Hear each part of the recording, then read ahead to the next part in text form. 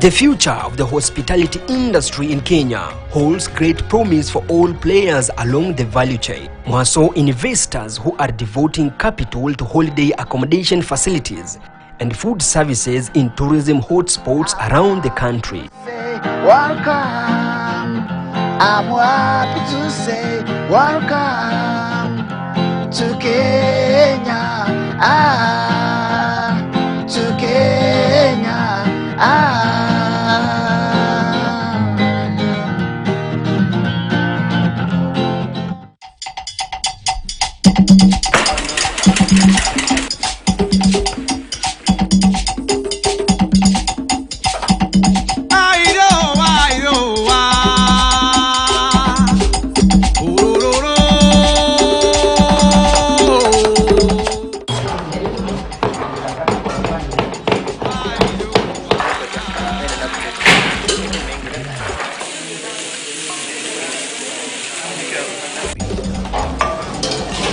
Cooking is an art. Is the hotel industry producing enough professionals to meet the rising demand in the service delivery? What is killing the industry is people coming on board who have not gone to school. They've not been trained in food and beverage service. They've not been trained in cooking.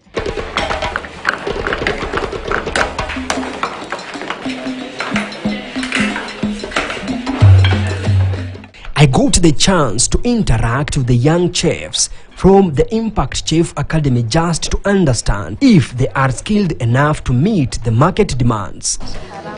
Chef Arama. Sikia vile anajichocha. We are yet to see her skills, Chef Arama. So today I'm with Chef Arama. She'll be taking us through how to prepare different recipes using different ingredients. She's very competent, ready to get into the market. But as the saying goes, a recipe has no soul, but you as the cook has to bring soul to the recipe. So today, I'll be giving you more delicious recipes. And in this case, Chef Arama takes us through. What are you preparing today? Orange cake. Orange cake. Yes. Indeed looks orange. Yeah, so Chef Arama takes over.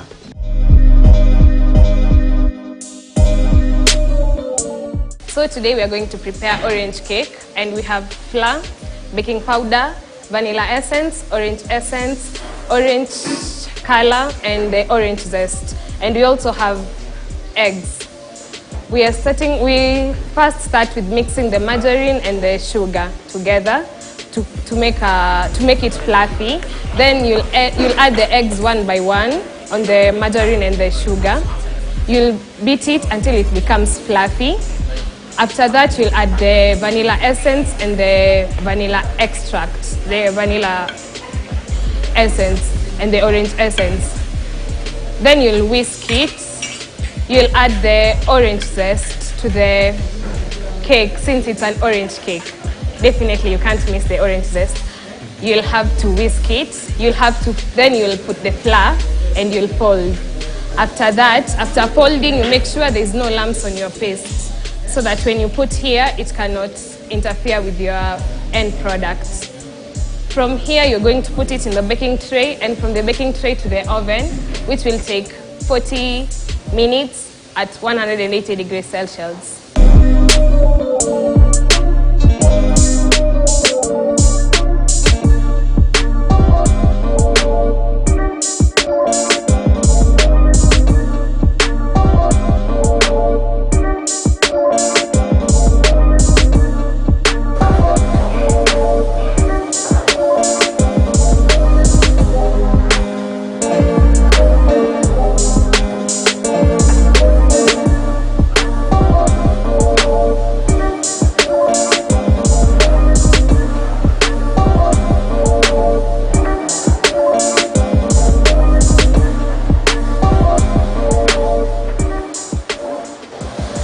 Switch on the oven, 180 degrees Celsius. This is the top, 180 degrees Celsius for the bottom. Then you will 40 minutes. That's the time.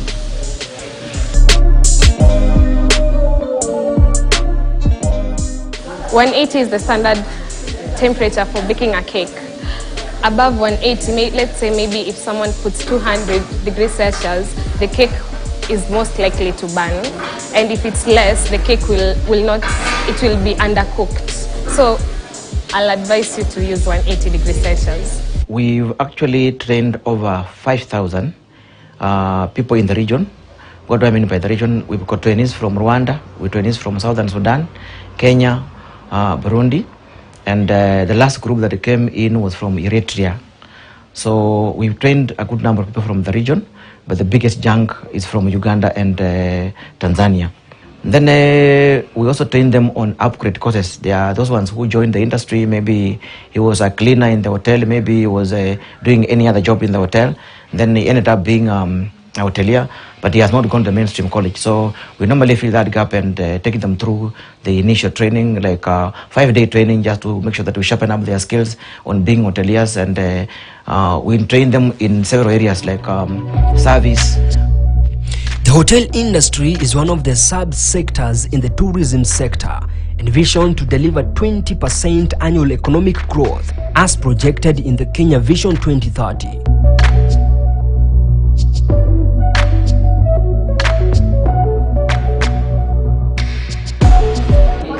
Sawa. And then season the pepper. Season the pepper. This is the simplest seasoning that you can use. Si lazima ukaribie sana, si ndio? Enough.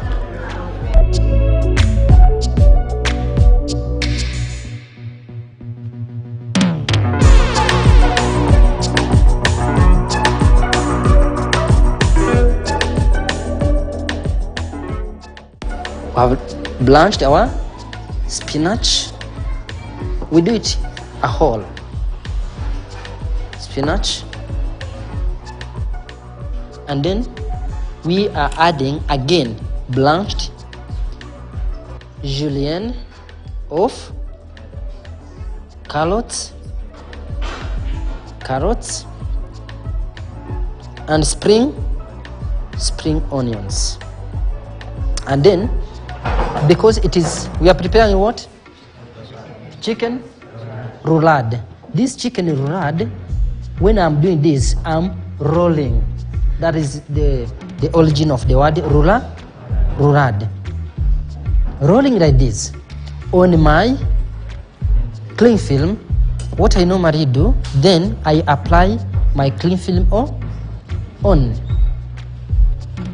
very nicely and carefully.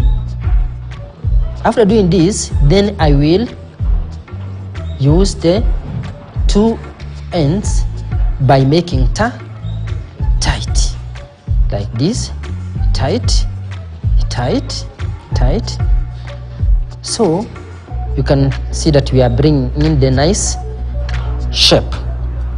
Having done this, the next is two options. One, based on your time, you can take this and then you put it in a freezer and it becomes so firm and strong. From the freezer, then to the grill, and you do that process of grilling because of the presentability. You find hotels are getting into serious food mass production, but at the end of the day, they have a problem in the chefs that are in the industry. Chefs are not well equipped. Some of them are just trained within the system. Somebody joined a hotel like a cleaner, then from there he became a helper, then from there he was told, can you become a cook? Then from there he became a senior cook. Then you find somebody is in the hotel as an executive chef or a chef, but he does not have any papers on food safety. He doesn't know anything on modern recipes. He's still dealing with the Vasco da Gama recipes, the old-time recipes. He doesn't want to add something new on his menu. He doesn't know anything on menu engineering. These are things that they are actually changing in the industry. In 2019, the industry directly employed 82,900 people.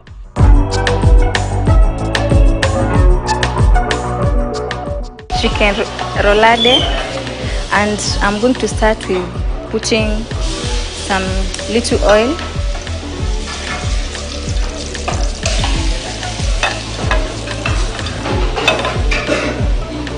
Then I will add some little butter in my pan.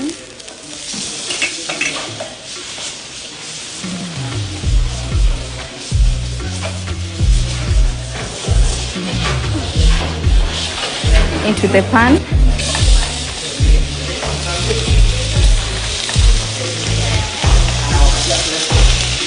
I'll brown it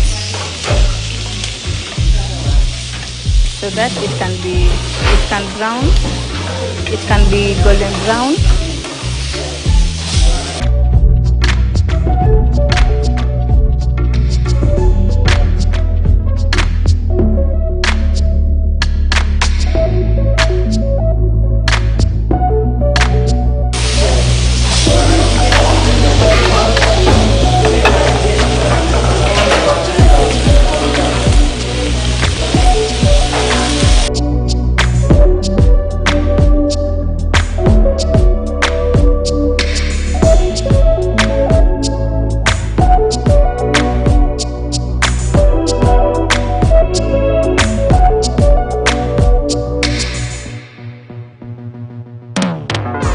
Following the outbreak of COVID-19 pandemic, the national government, through the economic stimulus package, set aside 2 billion Kenyan shillings as a soft loan to hotels to support the renovation and restructuring of business operations in the hotel industry. But a lot needs to be done on skill development. We've got passionate Kenyans, passionate guys from East Africa, from Uganda, from Rwanda, who would like to join the hospitality industry, but unfortunately, they have not been able to get a chance to go to the leading colleges. Some of them are because of school fees, some of them is because of opportunity. And I realized that I'm able to sit down, look for the best trainers, trainers who can be able to mentor trainees. We've been able to take a good number of them to cruise ships. Currently, we have like around 8 that are in US, Mexico in a cruise ship. We have got like around 10 in UAE. They are in Dubai. We have a team that is got a job in Britain. And you know, it's very interesting to get a new college graduate getting a job in UK.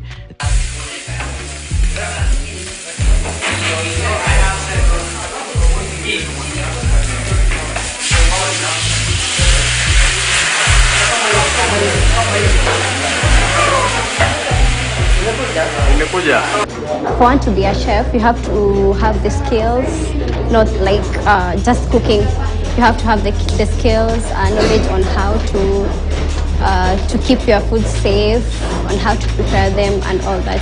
It's not just cooking. What inspires me mostly is how the artistic part of it. There's a way that, mostly in terms of food preparation and serving, it's not just like the way we, in our normal lives, the way you just serve food. There's a way you're supposed to serve your food. There's the placement of food in your plate. There's the way you're supposed to place your proteins, the starches and the vegetables, and there's a way you're supposed to design them. You're not supposed to like just serve them the way they are. In the future, it's not just like joining culinary food and just being a chef. You might be a chef and just be a chef forever. But for me, I want to be a chef and have the skills to grow, and maybe in the future I'll want to grow my own business. Despite the rebound in operating hotels, Enoch Makanga argues the industry still needs more qualified chefs to meet international standards to beat African countries such as South Africa, which are doing much better. So the interesting part is interacting with young chefs who are getting into the industry. Like the gentleman here is very ambitious. They are specialized to cook kuku. So what do you call this? Chicken curry. Chicken curry. Yeah. Oh, so from here, tunapeleka wapi? Tunaweka kwa sufuria. So nyinyi mme specialize wewe ni kugeuza tu, this gentleman ni kukaanga. Yeah. Hey, my friend, your talent naiona. Mimi nangoja kuonja zote. But sijaiva ama is still okay vile ziko hivyo. Oh, brown. So how do you call it? Sote kwanza. Oh. Then we are going to. So from here una fry alafu Sasa najua mimi penye natoka hii kuku bila ugali sijakula. Unaweza kutengenezea koka. Iko. Nyuma ya bench. So before we wrap up the show, hakuna kupika bila kukula. So umesema ningoje ugali. Okay. We are not winding up the show until Ingoho is ready. Ingoho must be boiled. So this one is for what? Just for testing. Oh. So wewe ndo ulitoa nyama ukule peke yako. Yeah. So I hand over the show to the senior chef, taking us through how to make our Ingoho. Then thereafter get to know, serve it with what recipe. Bado niko jikoni. Stay with me. If you take graduates who are not properly trained, the thing is, with other challenges that normally come up. For example, in the kitchen, you will get a problem like food poisoning. Yeah, client comes, he has food. Then at the end of the day, same client says, I'm feeling stomachache. So if you take out half-baked graduates, especially in the hotel industry, because that's the problem GMs are complaining about. GMs are complaining that, yes, we are getting so many hoteliers trained, but I can tell you for free, 40% are only good. 60% are just as good as they didn't go to any school. And that's why we are saying the industry needs to style up. We need to make sure that we go the TVETA way. TVETA is talking about hands-on experience. The government is talking about having trainees who have got hands-on skills. As a young chef, I've learned that being humble and humility is it's a key aspect, because you're someone who is not well experienced and you are in the process of learning, and there are more skilled and specialized people out there. So you have to stay humble, you have to be able to learn from the people, from your surrounding. You have to be able to welcome new knowledges and new ideas, and respect. Respect is very key to your elders, the older chefs, to the younger chefs, everybody. Life outside class is a bit different, because you have to step up and be more like the experienced people, because you are a young chef and you find more older people. You have to step up your skills, you have to work harder so that you can prove you are someone reliable. And also, like, the experience, it's not bad, it's not harsh. If you are creative and if you are willing to learn, I'd say it's a lot better. People think that chefs earn peanuts. Never. Let's just talk of professional organizations. A professional organization in Kenya, in Dubai, in South Africa, because this is an international job. A chef earns $3,500 and above. A deputy is normally called a sous chef. Sous chef earns between $2,500, which is $250 to $300. Yeah. Chef tipati, somebody in charge of the shift earns around 100 to 150. A normal trainee from school, like now the guys we took to UAE, they were given those jobs as commis. They were earning $800. That's around 80,000 to 100. So this is a job that if a parent invests in it and you're able to guide your child in terms of laying a good foundation. The problem that we have in the industry is people rushing. Somebody goes to college, he earns a diploma in food production. Within 1 year, he calls himself an executive chef. He calls himself a senior chef. It takes time for you to be an executive chef. Robert, a trainer in hospitality with 11 years of experience, confirms that a lot has changed and players in the industry need to evolve to match the new trends or exit the market. Before, we had a very complicated long recipes, but now we have very simplified recipes. So now we are taking short time of period to produce a specific recipe, to which was quite different before. And then again, the equipment that we are having at the market, very sophisticated, faster, that are being used to produce all those recipes. So there are tremendous changes that also we have to cope up with. We organize these educational tours. Once every year, we normally take them to Mombasa hotels. Like last year, we took them to all the hotels at the coast, at South Coast. They were able to get into Leopard Beach, they got into Diani Reef, they got into Swahili Beach. Now, why are we taking them to hotels down the coast? We just want them to understand how the industry runs, the challenges that hoteliers are having. And by the time these guys are finishing the training, They have a whole feeling of what happens in South Coast. They have a very good feeling of what happens in Nairobi. They have a feeling of what happens in Masai Mara, and they are able to actually go into the industry well equipped and able to do their jobs comfortably. I've always been like interested in culinary arts and cooking. I've always loved watching cooking shows ever since I was a kid, as a pastime and as a hobby.